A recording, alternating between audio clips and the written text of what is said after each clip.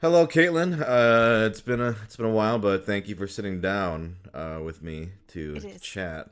It is my Uh, pleasure. it has been a crazy past year. But hmm one of the highlights, I don't know if I should say highlights, but one thing that I got really into recently is both Love Live anime for the first time. Yay! So this is some, I've been wanting to sit down and kind of just talk about my feelings about both. Like I watched through all. So me and my friend Jay, we sat down, and you know my history of Love Live. I had played the games, right? But I had Right. never Yeah. seen the anime. So I already knew the characters.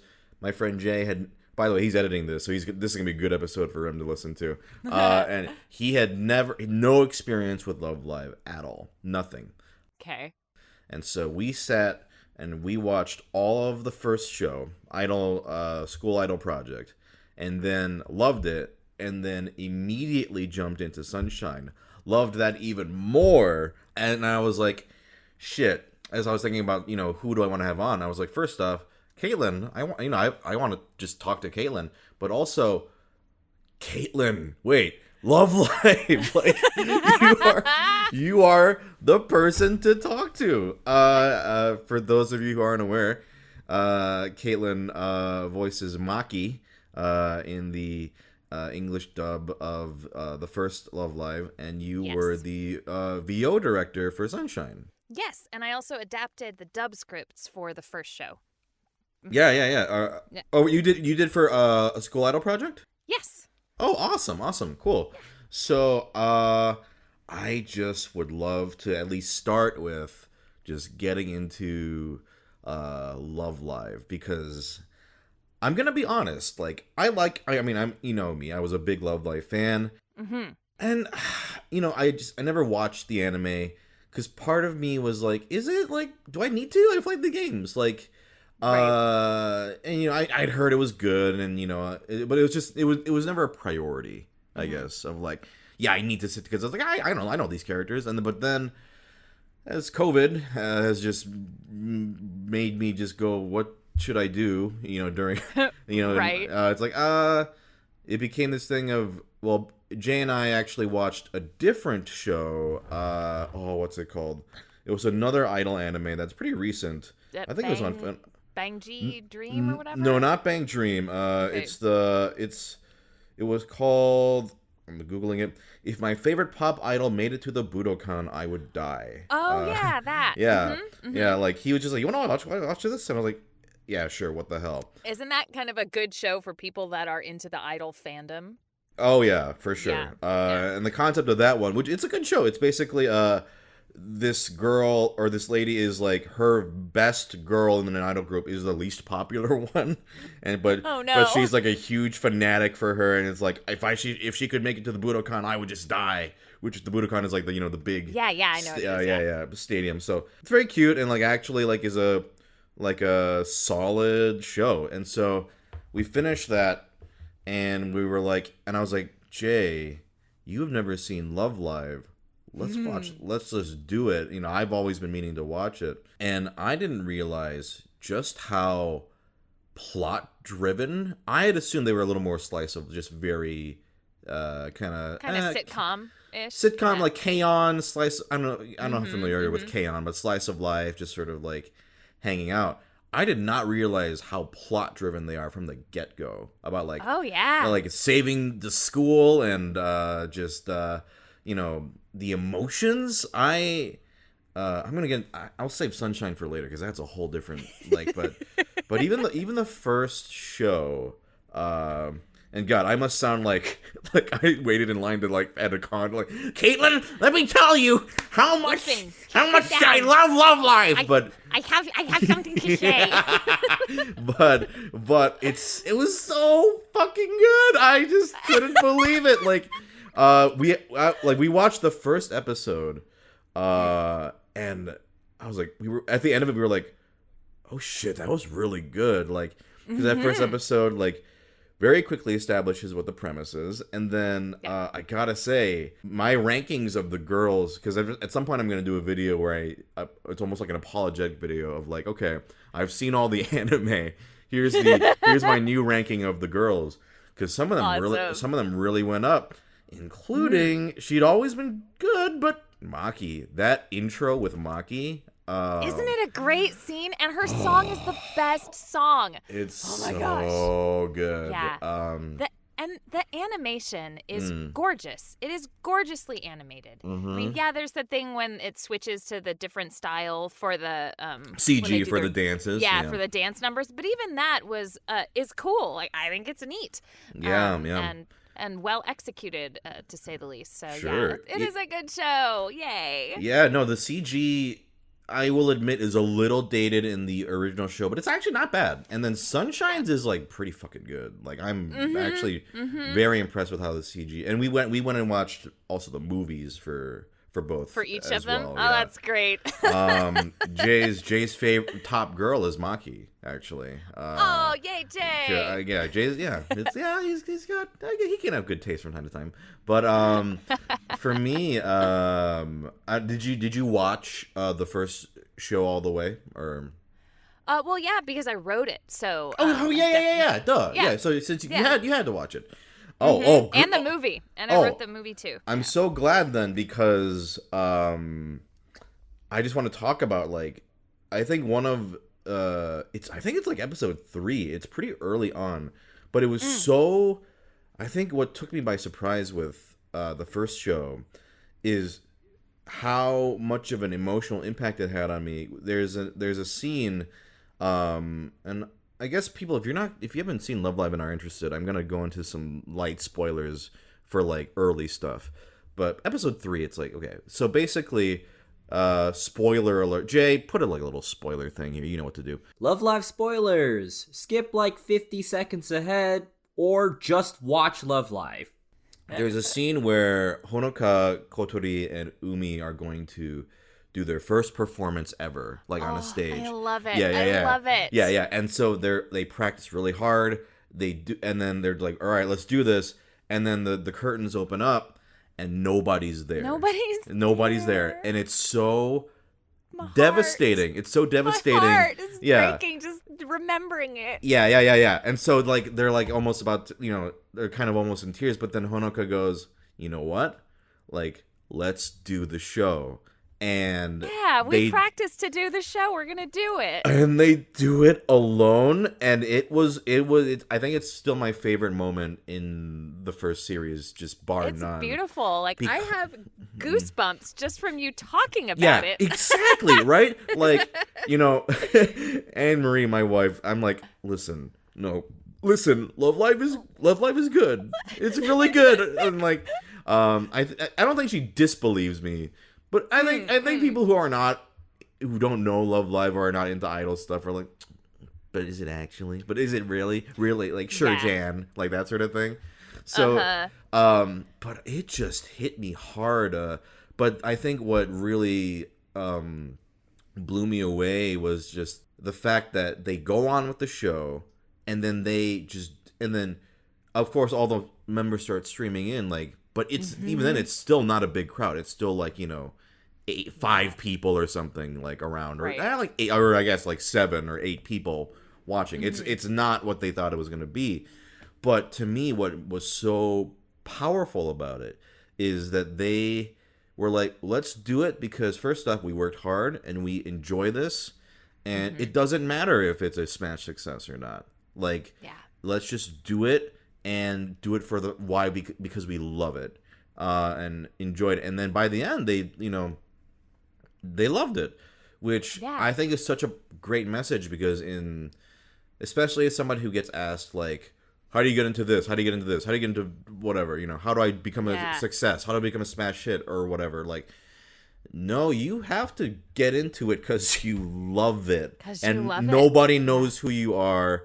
And it's purely because you the passion of creating or wanting to do something creative. Which is such a valuable message. Yeah, not about being seen, not about your followers, not about if, your first voice acting role is a lead in a show that's on Toonami. Like, no. You get into this because you can't do anything besides tell stories. Like, you have a passion for this. And so doing the work itself is what feeds you and propels you, not the feedback, the audience. Exactly. I 100% agree. And so I will say the writer of the actually both Love Live and Love Live Sunshine is Juki Hanada. I don't know if you're familiar with his work. He wrote Steins Gate, which is great, and then he wrote Sound Euphonium. I don't know if you are familiar with that show. But I haven't seen it, but I do know what it is. Yeah. I would highly recommend Sound Euphonium if you ever just need a show to watch, because it's phenomenally good, and is also another music-driven show. And I love music shows. Yeah. Like I in high school, I was in marching band. So for me, me too. Oh shit! What did you play? I played the trumpet. Wow. Yeah. You would. What did you play? You would. You would. Can you guess what I played? What would your gut say? Let me guess. I'm gonna guess that you played marching band. What did you play, man? I did marching band and symphonic band. But yeah. Were you a saxophone player? I like the guess. Trombone, actually. Ah, cool. Yeah. Actually, funnily enough, in like 5th grade or whatever, they had you try instruments if you were interested. Yes, I remember. Yeah. So my first choice was saxophone, but I think it was saxophone, trombone, trumpet. And saxophone, I guess, or whatever, it didn't really work. But trombone, I guess they were like, oh, this is a natural fit. So I ended up doing trombone. But I will admit, I'd always kind of wanted to do saxophone because it looked cool. But I did end up loving the trombone. I played trombone from 5th grade till end of high school. That's awesome. How about you? Yeah, how long did you play? I played trumpet from 6th grade to 10th grade, and mainly I played trumpet because I had another trumpeter in my family, so I could have my cousin played trumpet and was in like a really big deal marching band when I was a little kid. He was in high school, I inherited his instruments, and that's probably why I played trumpet more than any other reason. Did you enjoy in love it, with that?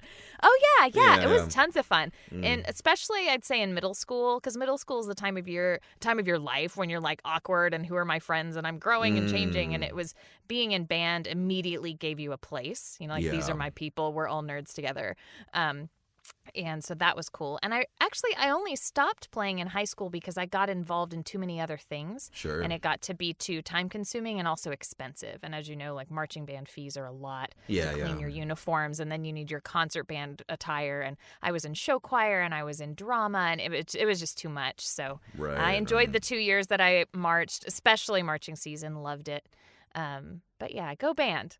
Go band. Yeah. So if you ever want to feel those feelings again, with like Sound Euphonium's it. Sound Euphonium is I'm rewatching it with a group of people who have never seen it, and not only is it just I don't know, beautifully animated because it's Kyoto Animation, but it's the writing is just superb. Like it was funny, like a recent cliffhanger, because we're watching we have like this sort of anime group where we each bring a show and we watch one episode from each show weekly. Like it's almost like our own Toonami block or whatever. And Sound Euphonium is the show I brought in, and a sort of cliffhanger thing happened, and it got people so heated. like we were like, what? I was just like, hey everybody, what do you think's gonna happen next? And it got so like people were this intensely invested and heated over a high school band show. Like it was so gratifying for me to watch, because my concern was like, are people just gonna think this is boring or not care? But it was the complete opposite. Everyone is just in it. Like it is that kind of show. Awesome. But to go back to Love Live, and I promise we'll talk about other things besides Love Live, but I just have to get this out of my system. Okay. Because I don't know that many people who have seen the anime. versus playing the games like me. Yeah. Question for you before you go forward. Sure. And it's fine if you didn't watch it, but did you watch any of the dub? Did you watch it in sub? Did you watch a little of both? We watched the sub, and then I've seen clips of the dub. Like I looked up like certain scenes and stuff of the dub, and the dub is very good. It's very charming. Yeah, I think so. I think so too, and not just because I was in it and directed it, but I agree. I just thought maybe you would have taken a look at it since you're also a voice actor. Yeah, like, I get it. People have their preferences for how they like to watch their anime, and that's totally fine. You want to get into that? Yeah. Want to get into which one's better? No. Please. No. No. Yeah. I don't know if we've talked about this before, but for me, I watch stuff subbed because I know we have talked about this. I'm a big Seiyu fan. So like, for me, that's just generally what I do. With video games, it'll depend. I'll actually listen to both. Because sometimes I'll hear a Japanese performance or a Seiyu performance and go, ugh! And then I'm like playing it in English. Yes, please. Is there an English? Yeah, exactly. Like, it's funny. We were listening through just as for fun. Like, I had never heard the Japanese voices for Fire Emblem Three Houses, and it was interesting hearing through because I think the Three Houses dub is phenomenal. But I do think some of the Japanese ones are really good. But then some of the Japanese ones, I was like, I fucking can't stand this. So it was, it was very interesting. Like it was not like a thing where it's like, oh, one is clearly better than the other. And I often find that is the case with, I won't say all dubs, but a lot of dubs. A lot of dubs are usually like about equal, if not, and in cases better than the sub. But that's neither here or there. I am familiar with both, but I watched it subbed. And one thing, going back, so I don't want to spoil too much about what happens in either show's plots, but kind of going back to the first show, I'm curious what your favorite scene is in the first series. Oh man! Or the movie can be included in that, but just School Idol Project as a whole. Sure.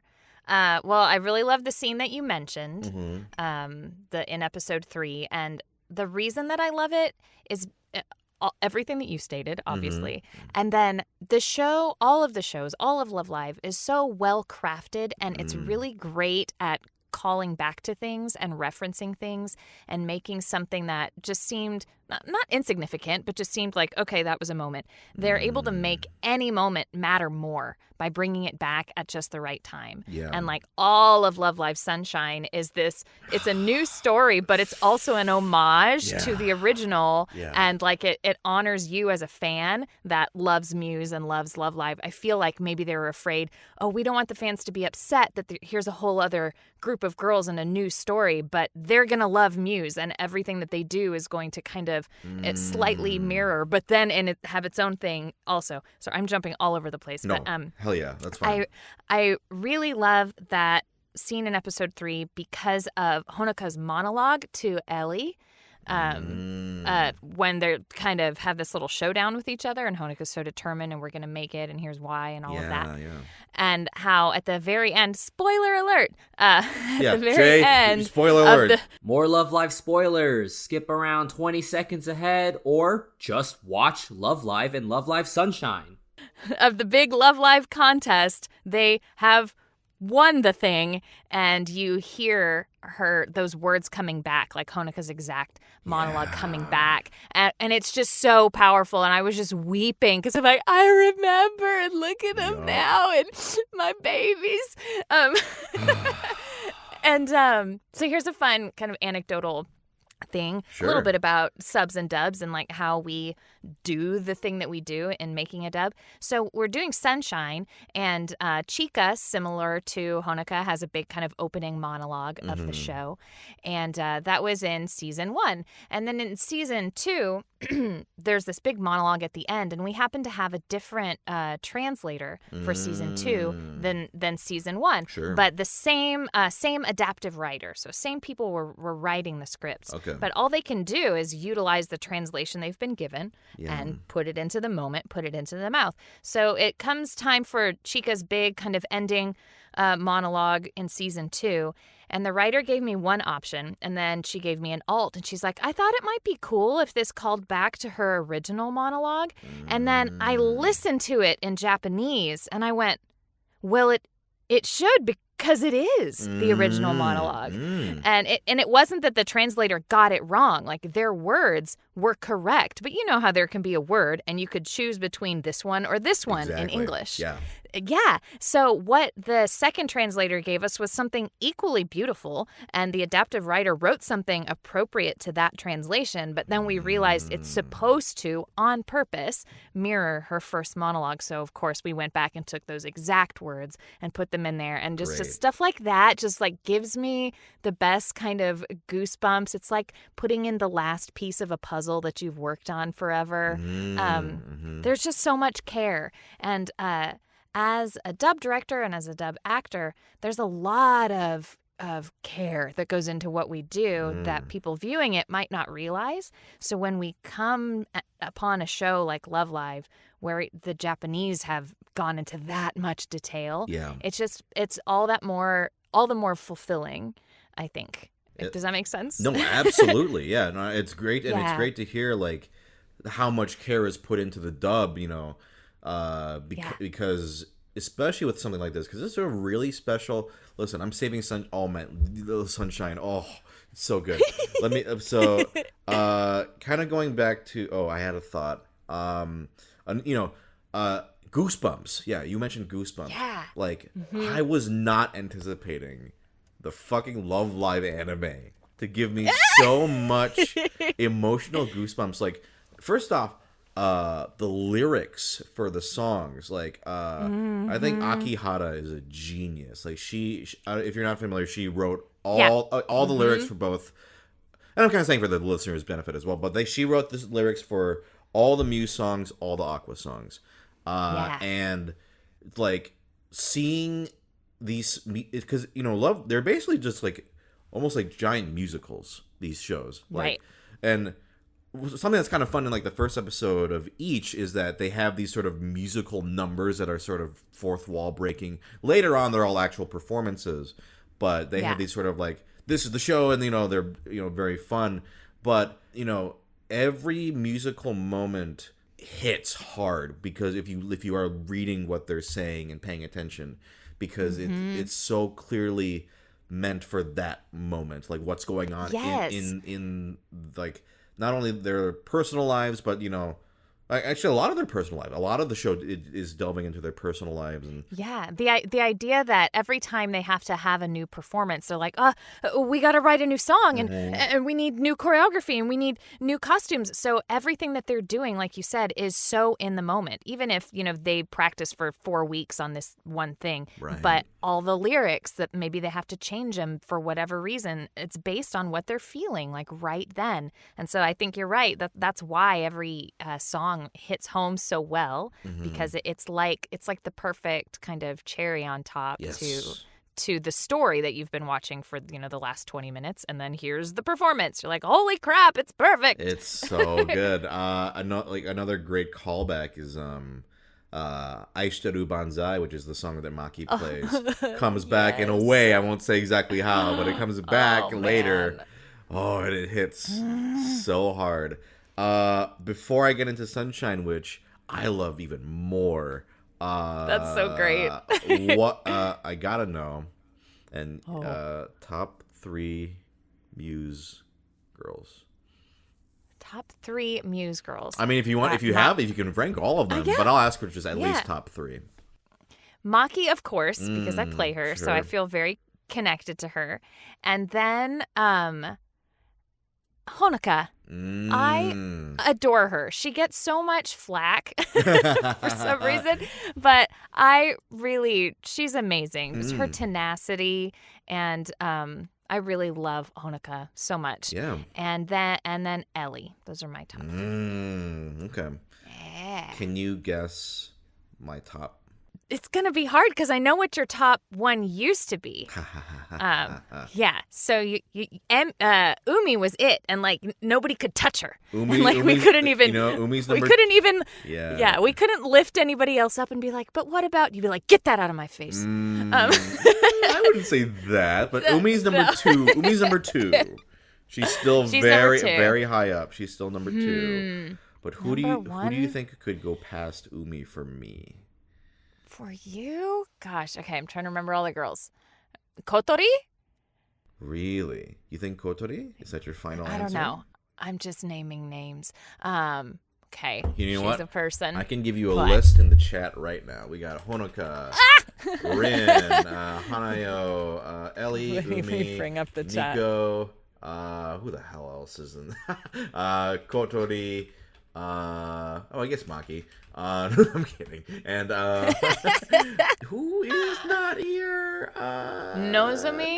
Nozomi, that's right. I always forget. Oh, Nico. Is Nico your favorite? That's a good guess. It's actually Ellie. Ellie is my number 1 now. Okay, she's great. Ellie, Umi, and then Nico.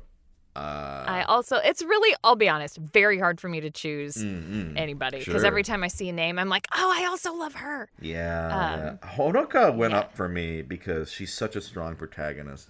And then other characters that actually went up for me were Hanayo and Rin, actually. Aren't they sweet? They're very sweet. And they were I'll admit, pretty low tier. But Rin gets a really good episode in, I think, season 2. And I guess I won't spoil exactly what happens with it, but it's very like sweet and very like just anyway. She gets a great episode in season 2. I think you know the one I'm talking about. Yes, I agree. I mean, they even call back to it in Sunshine because it's so good. Yeah. And then Hanayo is just so sweet and like supportive. Like, so yeah. And we don't have to go into worst girls if you don't want. So we can move on. But I will say, worst girls. I will say a character that fell for me, and it's sad because I still like all of them a lot. But Nozomi just can't keep her hands off people in that anime. I never really was into her. It's not in the games. That's not in the games. She tickles in the games, but not. She's a little grabby. She's a little grabby. So it was funny whenever Nozomi did antics, Jay would be like, look at me and be like, this isn't in the games. I swear. I don't know this Nozomi. I don't know who this is. I'm not into this. This is not my thing. Yeah, I don't know what's going on here. But overall though, Love Live, School Idol Project is great. But now Sunshine. So Sunshine, I was blown away. Like, I think Sunshine is phenomenal, and isn't it so cool? So, and I definitely don't want to spoil why I love Sunshine so much, because I think what I'll say about Sunshine is this isn't spoiling anything, but the ending sequence of the show, like the very last sort of part, is so moving to me. I was not expecting such an emotional ass kicking at the end, because I won't say what they do, but they just do something at the end that is even the first Love Live didn't really do, and it's such. Even to lead up to that, like I think the Aqua girls are just so endearing. And yes. Hold on, you gonna be loud, Sophie? Hold on. Kitty! Sophie, come be in the podcast. Bye, Sophie, bye. The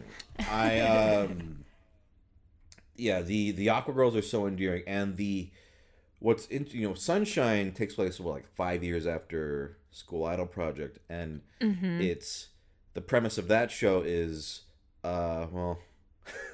anyway, it's 5 years after the first show, and it's like a new group of girls, and they look up to like Muse or whatever, and they're in like a small like countryside, like beach town and middle of nowhere sort of thing, and they want to make a group to save their school.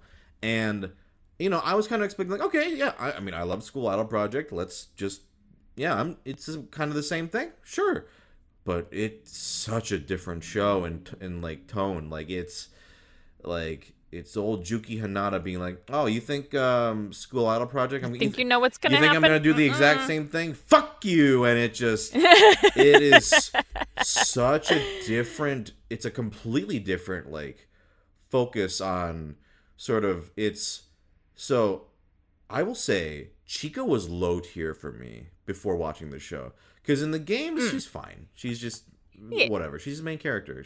But her emotional journey as a character in the show is so moving to me, because Chica's whole deal at the start of the show, she's like, I'm just normal and there's nothing special about me, and I want to find something special about myself, or find like, how can I? She says like, how can I shine? Basically, how can I? Yes. That's her thing. She wants to shine. She wants to shine, and she just views herself as just nothing special about me. I'm just normal, which in the game, that's kind of true. But in the show, it's her grappling not only with that insecurity about herself, but also Muse and like, let's just say all of Love Live at this point. Love Live has become this huge institution of like intimidation, and it's like, how can we compare? And it's kind of an interesting meta sort of like, how can we compare to the original cast, to the original show? Like, it was such a smash success. We're the new group. How can we even compare? And it's such an interesting journey of like grappling with that. Like, how do you imposter syndrome of like, we're nobodies. Yeah. How can we, compare to the greats? And then, what's special about me? Like, is there anything special about me? And the whole show is just sort of deeply emotional journey of wrestling with both of those things, which I think, as we are both actors, I think that's something we can both deeply relate to on both fronts, right?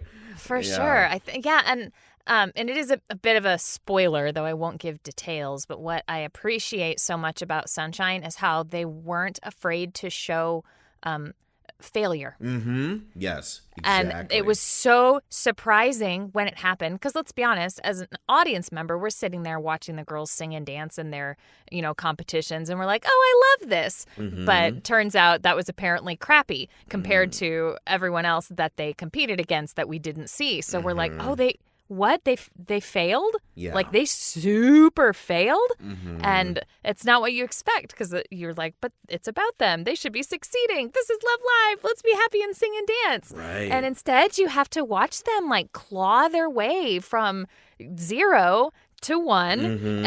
And that is just, gosh, what a wonderful affirmation to have and to maintain for yourself. Like, you're on a journey to be the best of whatever it is that you are, but you don't need to be the best tomorrow. Mm-hmm. You just need to be one step better. Yes. And then one step better after that. It's so precious. Gosh, I love them. I want to give all those girls a big ol' hug. I honestly think Sunshine is a masterpiece. Like I said, was not expecting it at all, to be totally frank. Like, I thought it was gonna be like just fun and fluffy, and like I had my thoughts, because it's not like the game's going to super emotional depth, right? Mm-hmm. But boy, are the shows a different beast. Like, I think there are a lot of great moments in Sunshine. The ending sequence is still my favorite, just bar none. I think it's I really love the interplay with the other group, with Saint Snow. I think that was great. It was a much better use of a competition group than Arise. What's the name of the group? In the Thank original, you. I'm like, they just kind of felt like they were making cameos whenever they showed up, and I liked that Saint Snow were truly like supporting characters in the story. Yeah, even in the movie too. Really like fun. they're everywhere. They're a big part of the movie. Yeah, definitely was a much more. Oh man, Saint Snow stuff that happens with Saint Snow is so interesting too. Like that Sunshine is heavy. Yeah, Sunshine just was like is just full of subversion of like, oh, you think it's gonna go this way? No. And like you said, like dealing with failure, dealing with, and still being like, well, gotta keep going. That's so important and so moving. I think besides the ending scene, which I still think is one of the in terms of anime, one of the finest endings I've seen for a show in a long time. Like, it just so perfectly encapsulates, like, I was choked up by the end. I was like, fuck. I was like, how dare Love Live Sunshine do this to me? Make me feel this way. But there's so many great moments. Like, I don't want to spoil everything, but there's one amazing moment with Riko, where she's performing the piano at a concert, and then it's like she's in Tokyo and the rest are performing elsewhere, but they like have almost like a performance simultaneously together. It's I think that hit really hard for me. Do you have a favorite musical performance from Sunshine? Or top 3, or just mention ones you like. It doesn't even have to be your favorite. I love Wonderful Stories, which is the ending song, or the song at the end of the show.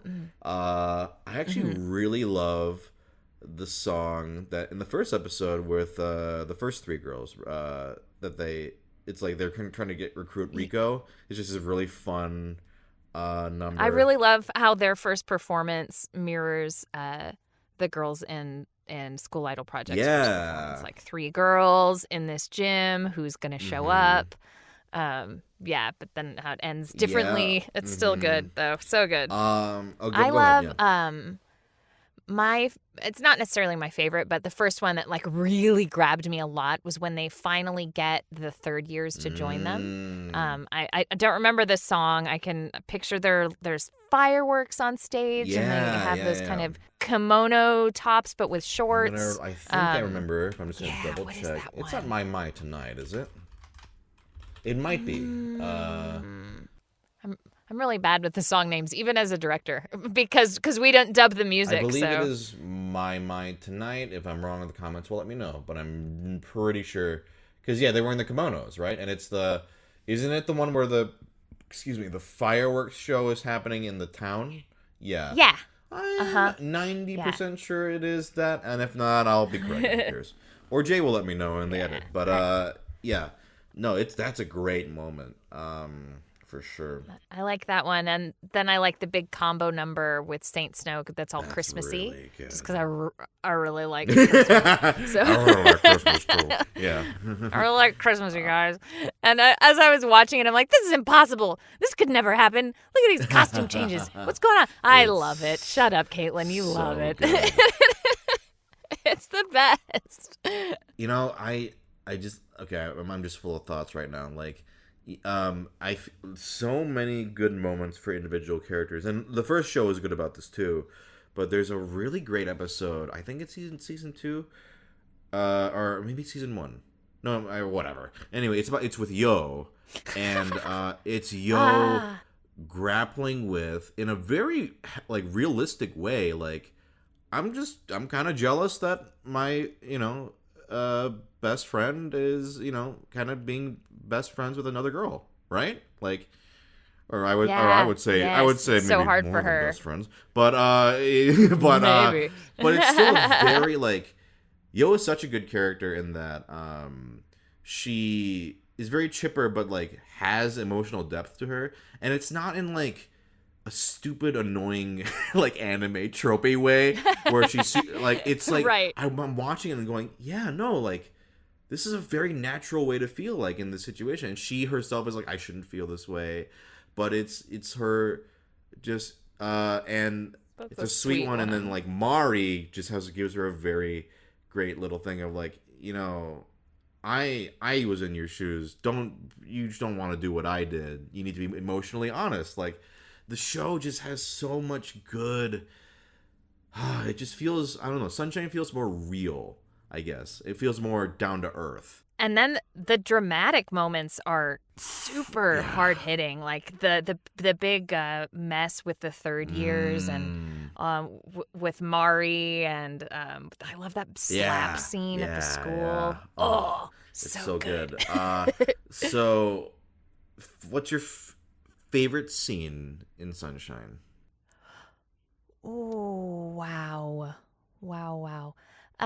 It's a subtle thing, and this happens a lot when you're a voice director. What is your favorite scene may not be like the most spectacular scene. It could just be something that an actor brought to life so well. So one of my favorite songs from School Idol Project is Yume no Tobira, and because it is used so much in Sunshine, like I really love the scene where Riko is just playing it on her piano, like through the balcony, and I forget what all the conversation is about with her and her mom, and back and forth with Chica across the way.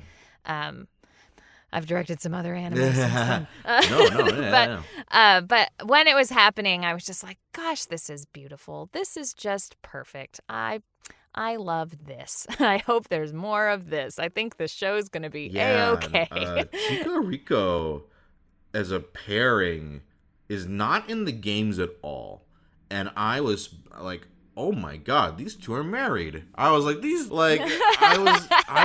they're I'm sorry, they're literally they live right next to each other, their balconies are right next to each other, and it's like such a you can say deep friendship, because it is a friendship, but maybe a little more, I think, but and I think what's also kind of nice about both Love Live shows is there are no male characters.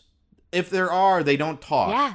And it was so they don't talk. I watched both, and then I went to Idolmaster afterwards, which it isn't as good. It's good, but it isn't as good. And I was like, oh god, yeah, there are male characters in this. Oh yeah, like I didn't miss that in Love Live. I was fine with a complete, literally all female cast. And then I think and they do kind of hint this in the games too, but in both shows, I do think, and you can, people may argue, is it romantic love? Is it, just friendship or more, or is it both? But I think they're very open about just it can be either. It can be either. It's not like they're only friends. Mm-hmm. I think there's enough wiggle room, enough of they're pretty interpret it as you want, but we're not going to shy away that these are some, let's say, deep relationships. And I was not expecting a Chica or Riko that deep of a dynamic at all. Yeah. I also love the episode. It's not really, I can't think of a particular scene. I guess maybe the climax of the episode where all of the girls are going after Yohane to make her feel like it's okay to be who you are, and you can still be part of our group, and we want you. Oh man, what an affirming thing. What a precious thing that I think so many people want to have in life. To be told not just by one person, but by a group of people, you're okay, we like you, and we want you. Exactly the way that you are. You don't have to pretend to be anything. Yeah. Oh, man, that was awesome. And then to see in season 2 the growth that she experiences. And I like that scene that she has with Riko. Yeah. And it's what the episode about the dog, and they're outside. Yeah. It's really, she's a very good character. So good. Too. I know you maybe, but do you have a top 3? Yeah. Oh, yeah. Yo has always been my favorite from day one. That's great. I love her, and I love her so much because I am very taken with the seiyu's voice, and particularly her singing voice. It is lovely. She's pretty amazing. Yeah. It is so lovely. Have you heard the single she did? If not, I can link it to you afterwards. Okay, cool. Yeah, not as Yo, but as herself. It's very, very good. Remind me to link it to you after. But yeah, sorry. Sure. Yeah, I love Yo, and I have so many because. All right, so with first Love Live, because I wrote it and I just got all the merch and I didn't care what it was, tons of Maki, obviously, but then I've just got every girl everywhere, tons of straps and pins and all the things. Yeah. So when suddenly Sunshine is in my lap and I'm like, oh no, I can't. I gotta pick one. Yeah. So I gave myself like an episode and be like, I like this girl. And then it turns out that really suited me throughout. Like I really like her personality and her character. So she's my favorite. Yeah. And gosh, so many other great characters. Hanamaru. Okay. She's number 2. She's a hoot. Yeah, probably. And a lot of it has to do with how much fun I would have with the actor as we worked on it. So like exploring and learning about these characters together. And Megan Shipman played Hanamaru, and Megan is another huge Love Live fan. I think out of all of the cast of Sunshine, only Megan really knew anything substantial about not just idols, but Love Live. And she's in a Love Live dance group, and she would play Reen. So the fact that oh she's my cast as Hanamaru, God, that's perfect. Yeah, Wow. it really was. And we didn't know, because when you're doing a simuldub, like I don't have advance notice of where this story is going. So when that episode came out and it unfolded the way it did, we were both like, oh my That's gosh. amazing. We couldn't believe it. So Hanamaru, it's really hard. How do I pick? I'm just gonna pick one from every age group, maybe. Do you want a can't. list of them? You want a list? I don't know that I can do a top 3. I'm just gonna stick with Yo and Hanamaru. That's fair. That's yeah. fair. How about you? Guess my top girl? I don't know. I was pretty bad at guessing in the first one. No, first show. Close. You said Rico, which was top 3. Probably Rico. Yeah, it's Rico. Rico. Okay. Probably Rico. It's Rico. Then, it's tough now because I think, Jay, don't hold me to this, but I think it actually might be Yohane is number 2 now. Yohane's so good in the show. She's a riot. And Mari is my number 3. Yay, she's good. They're all great. It used to be the reverse, Rico, Mari, Yohane. It might be Rico, Yohane, Mari now. I don't know. We'll see when I finally do that video, but I like the dynamic of the sister situation. I like that there's Daya and Ruby, and then the Saint Seiya sisters as well. Was at first I'm like, oh, this might make it weird that there are related people in the group together, and I'm like, oh, it's not weird at all. I think it's great. Yeah, and I think it's great. Yeah, and they do some really like very touching stuff with that whole relationship as well. Basically, everybody go watch all the Love Lives because it's all so good. The episode where they write the song when they're stuck in the temple without any power. Yeah, God, that one's really cool. That's really a good cool one too. Now, I would like to give you the opportunity, since I bombarded you with Love Live. Is there anything that you would like to talk about or ask me or whatever you would like? But thank you for helping me get that out of my system. I mean, me and Jay have been discussing it very heavily, but just to like. Especially I think you are like the perfect person to ask or to bombard with this. But I've been deeply enjoying this conversation. But I would love for you, is there if not, I have other things we can talk about. So no pressure. But if there's each episode, I like to give the guests an opportunity to if anything, any topic or any question, feel free. If not, I got other things. Kind of a heavier one, but it's something that is kind of in my sphere in my world right now, being that I'm a director who also casts their own shows. But how are you experiencing things differently since like with sort of the social and cultural revolution that's been going on with BIPOC actors and representation in all media, but even in voice acting? What has your experience been like in just the last year, since kind of the tides are changing? Are we talking about specifically with diversity stuff specifically? Yes. Interesting. I would say, honestly, for me, I don't think things have changed dramatically because I'm viewing it. I'm sort of seeing it more in other things, right? Like especially in anime, I'm noticing that the casts are getting more diverse, which is good. Because I'm obviously all in favor of that, because I think I don't know if should I say this? I'm gonna say it. It's your show. It's my show. I don't give a shit. For years it was like, a lot of they're all Japanese people, huh? A lot of white people in that cast, huh? voicing all these Japanese characters, huh? And now Right? that's not to say that I'm saying white people cannot voice characters in anime. That's not what I'm saying. Sure. But it was definitely like a glaring sort of like, like no people of color at all, or let's. Ooh, this is gonna be this is a spicy topic. I can dive into this. I think bottom line for me is, I think it's important that just I'm not saying obviously talent is very, very important, and I would even say is the most important thing. But I also do strongly believe that a lot of actors, especially black actors, are not being considered for parts. Yeah. Because they're like, oh, well, they're not going to sound right, or for whatever stupid nonsense reason, right?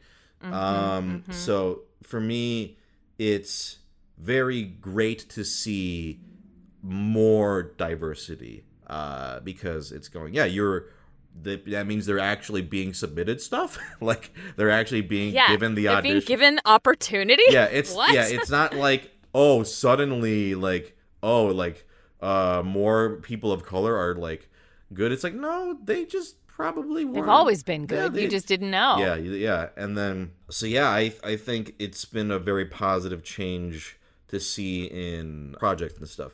For me personally, whatever I've been booking I'm still kind of booking like the same. It hasn't I guess maybe I was lucky enough in that I was getting sent stuff regardless.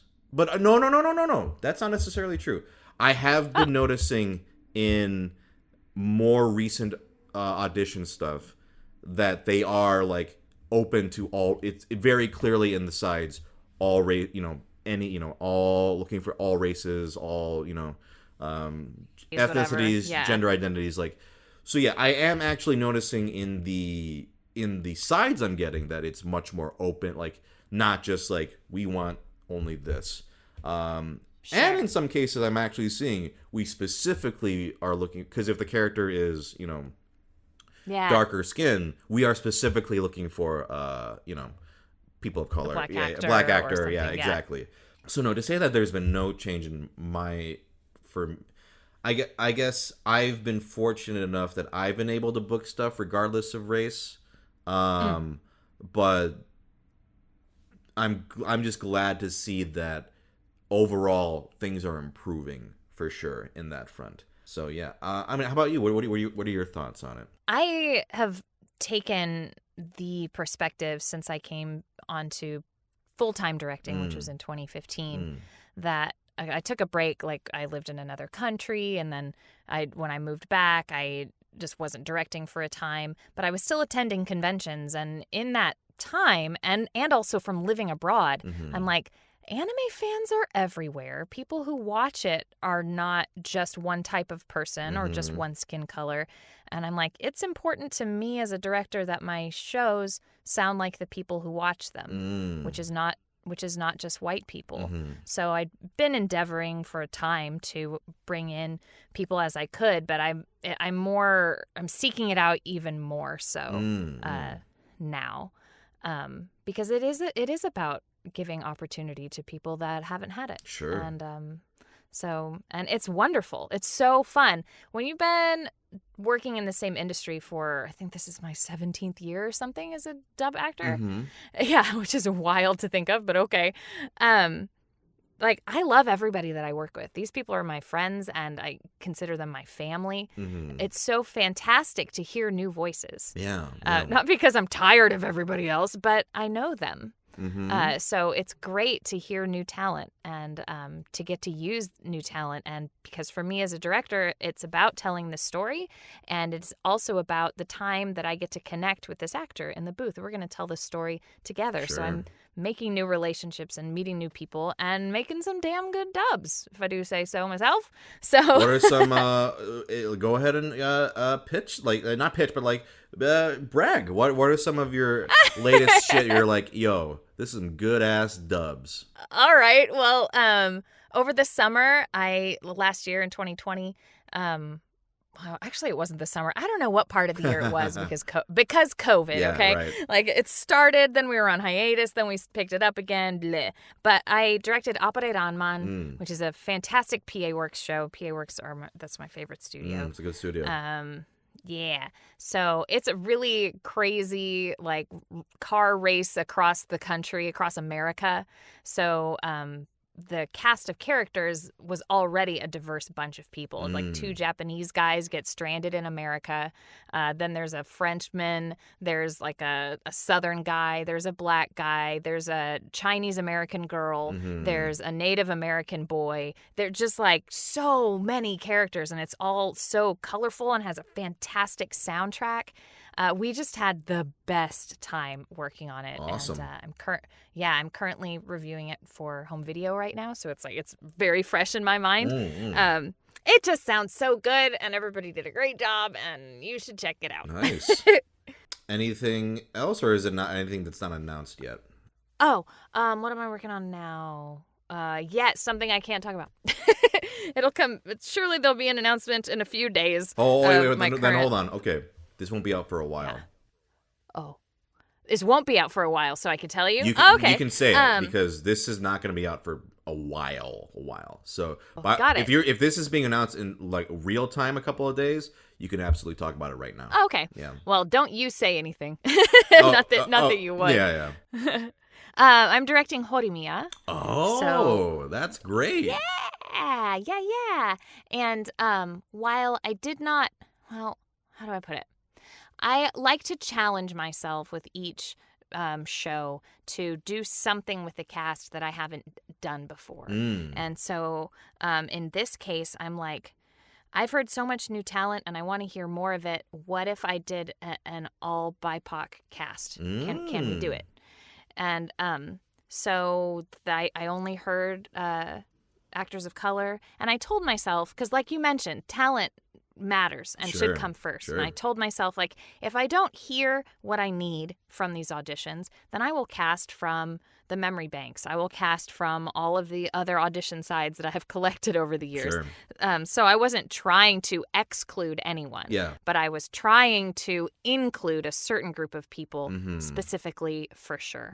And we've accomplished that. So that's awesome. It's very exciting. Yeah, it's really cool. That isn't to say that, white actors might not show up in the show as ancillary characters or just somebody who pops up. But as far as here are the characters that I auditioned to cast, and these are the actors. And I hope that everybody's enjoying it because it's a sweet and fun show and really interesting manga that's very funny, too. Yeah, I read the first volume a long time ago, and I really enjoyed it. And now people who are watching it now say it's very good. So I'll have to check it out.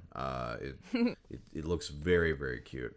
We're about close to the hour mark. Is there any last things you wanted to bring up, or? Not that I can think of. This has been so fun, though.